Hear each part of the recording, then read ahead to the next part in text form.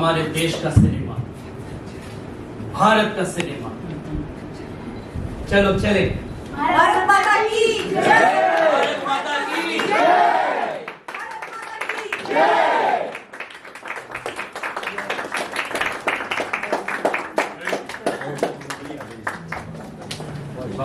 आज मैं अपना जन्मदिन मंशा फाउंडेशन और ये जो मेरे एंजल्स हैं मैं इनके साथ मना रहा हूँ।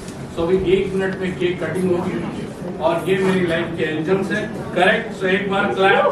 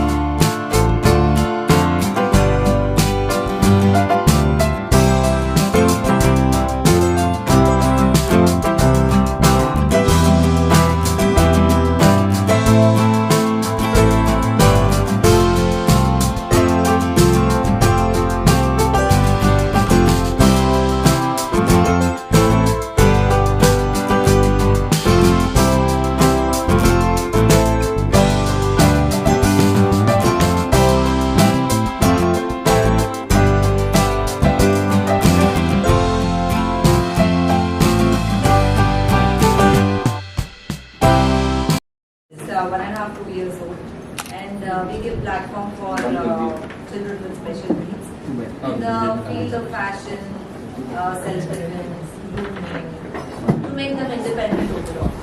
So this is what we are doing. So अभी हमारा अफसर के साथ contact हुआ and we are working towards the same path. So I really hope all the best for everyone. We have to give back to the society is the main. So I'm really happy that we are connected with us. Thank you. She's Varsha Jain.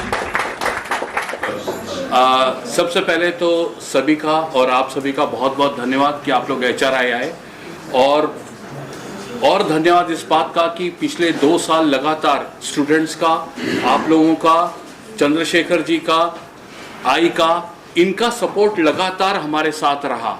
उसी वजह से मैं, मंदार भाई, आदित्य, हम तीनों इसको यहाँ तक ला पाए और हमारे स्टूडेंट्स के जो प्लेसमेंट हुई, जो डिफरेंट जगह पे काम मिला, राइट फ्रॉम यहाँ से लेके हॉलीवुड तक हमारे स्टूडेंट्स गए हैं।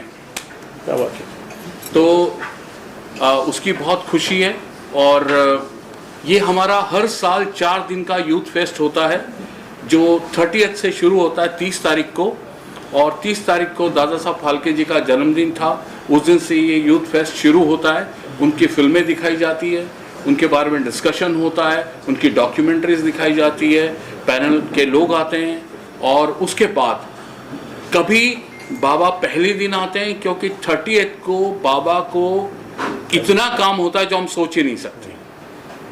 फिल्म सिटी जाना, फिर कहीं और जाना, फिर यहाँ आना, तो कई बार हम पहले बुला लेते हैं क्योंकि HRA का इनॉग्रेशन इन्होंने किया था, और कई बार हम समापन पे बुलाते हैं। तो इस बार हमने बाबा को यानी चंद्रशेखर जी को और आई को इस बार हमने समापन पर बुलाया है, और अगली बार आप लोग देखेंगे कि और ये हेल्दी और अच्छे रहकर इसकी शुरुआत करने आएंगे।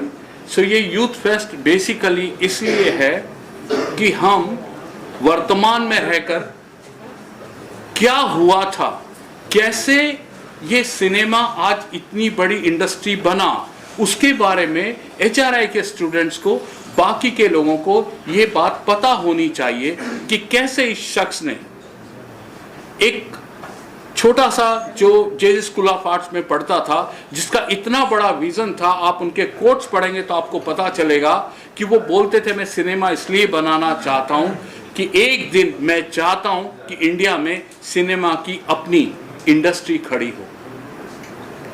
और आज ये इंडस्ट्री इतनी बड़ी है कि कश्मीर से कन्याकुमारी तक आप देख सकते हैं, और गूगल पे पता कर सकते हैं कि इसको ईयरली कितनी ग्रोथ है या सो इसीलिए ये मनाया जाता है। और आज मेरा जन्मदिन है, सो आज जन्मदिन के दिन ये समापन होता है इसका।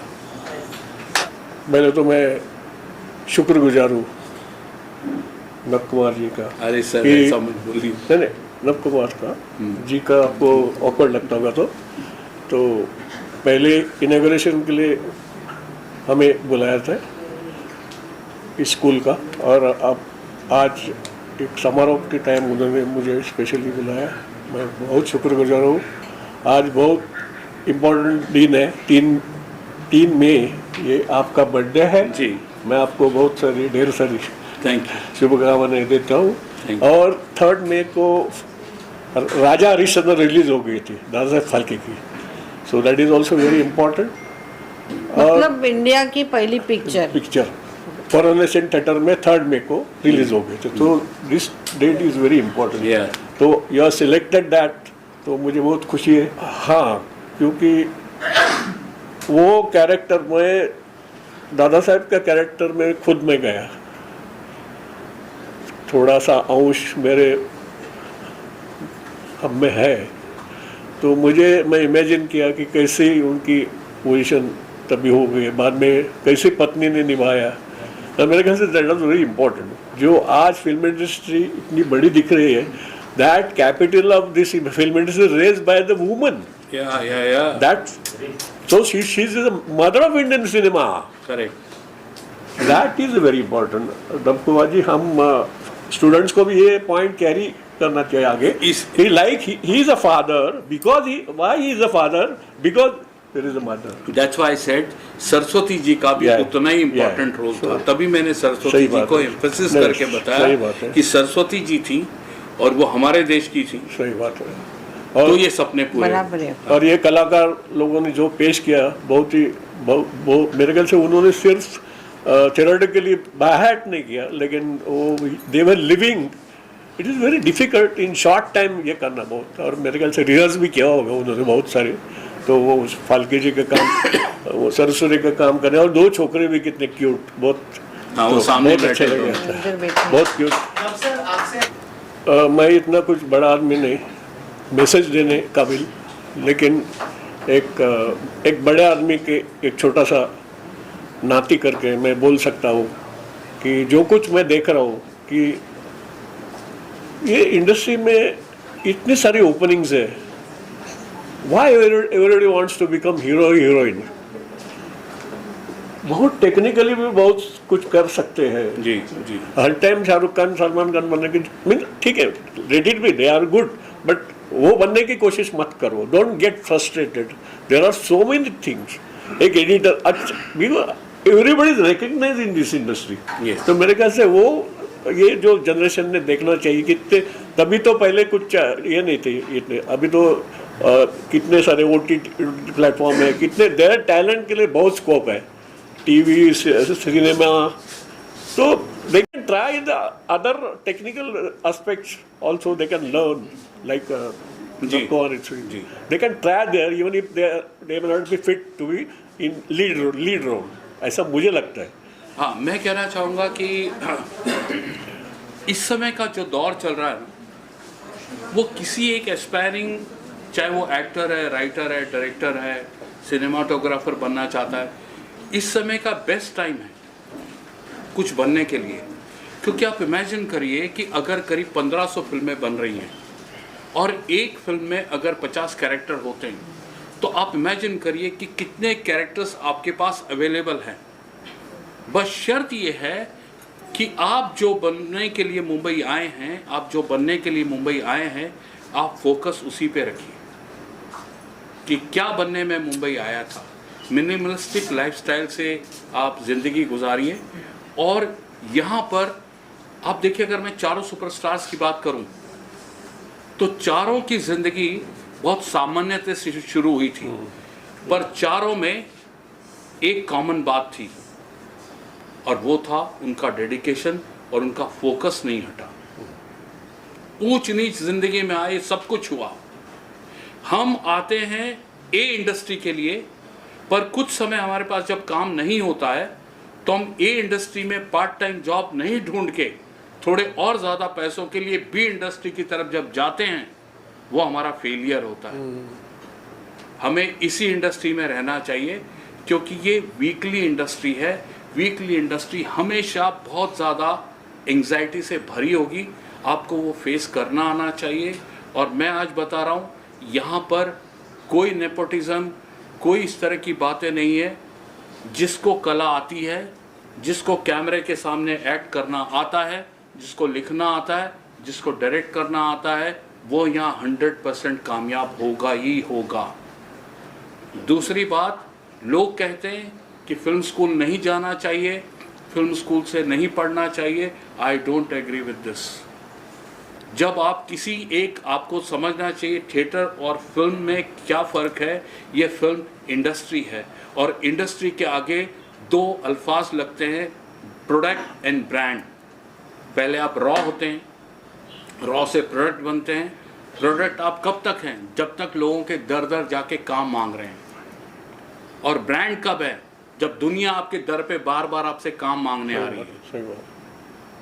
तो जब ये इंडस्ट्री है, आप अगर एविएशन इंडस्ट्री में जा रहे हैं, आप किसी और इंडस्ट्री में जा रहे हैं, तो आप वहाँ पढ़ते हैं 3 साल 5 साल पढ़कर फिर उस इंडस्ट्री पे जाते हैं। तो इस इंडस्ट्री में आप कैसे समझ रहे हैं कि आपको इस इंडस्ट्री की सारी चीज़ें पता चल गई? वो एक फिल्म स्कूल में जाकर, अब अगर आपको एक फिल्म एक्टर बनना है तो ऑफकोर्स आपको फिल्म एक्टिंग सीखनी चाहिए। और हो सकता है कि कोई फिल्म मेकर है जो फिल्म एडुकेटर भी साथ में है, तो आपको उससे सीखना ही चाहिए। नसीर भाई अब तक रोज कहते हैं ये बात, कह रहे पढ़ो पढ़ो, ये पढ़ने का सब्जेक्ट है। सो ये बात मुझे कहना था कि भाई यूथ को कि आप लोग बिल्कुल भी हताश मत होइए, अपना बैकअप लेकर आइए और जो बनने आए थे वही बनिए, उसी पर फोकस रखिए। सब संभव है यहाँ पर। इसमें फिल्म स्कूल की कमी है और हम हिंदुस्तान के लोग सिनेमा में, दुनिया में इसलिए पिछड़े हुए हैं क्योंकि हमारे यहाँ एक ही 2 फिल्म स्कूल हैं जो काम करते हैं। दूसरा ये सब प्रयास है। दुनिया के दूसरे देशों में हर यूनिवर्सिटी में, हर कॉलेज में फिल्म स्टडीज है।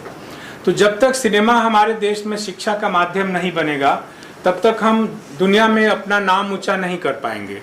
क्योंकि जैसे कोई भी डॉक्टर ही पढ़े बिना ऑपरेशन नहीं कर सकता, उसी तरह सिनेमा पढ़े बिना वो फिल्म नहीं बना सकता। यह है क्योंकि हम माँ के पेट से सीख कर नहीं आते। सिनेमा इज अक्वायर्ड स्किल, तो उसको हमें सीखना पड़ता है। तो आज देखिए इंटरनेशनल लेवल पर हमारी मुंबई की फिल्म इंडस्ट्री का जितना योगदान कहा जा रहा है वो केवल 0.5% रेवेन्यू है। वर्ल्ड में 99.5% जो पैसा है वो दूसरे देशों के टर्नओवर का है। और हमारा पूरा मुंबई बॉलीवुड केवल हॉलीवुड की 2 फिल्मों में खत्म हो जाता है, 5,000 करोड़। जबकि बॉलीवुड हॉलीवुड की 2 फिल्में 5,000 करोड़ कारोबार कर लेती है। क्योंकि अमेरिका में, इंग्लैंड में, दूसरे देशों में हर यूनिवर्सिटी और कॉलेज में फिल्म स्कूल है। मैं ये कहना चाहूँगा, नव कुमार जी ने जितना बड़ा काम किया है फिल्म स्कूल खोलने का, ये बहुत पुण्य का काम है और ये देश का काम है। इससे हमारा देश आगे बढ़ेगा और हमारे हजारों नौजवान अपनी अपनी कहानियों के साथ फिल्में बनाएंगे और दुनिया भर में उनकी ख्याति होगी।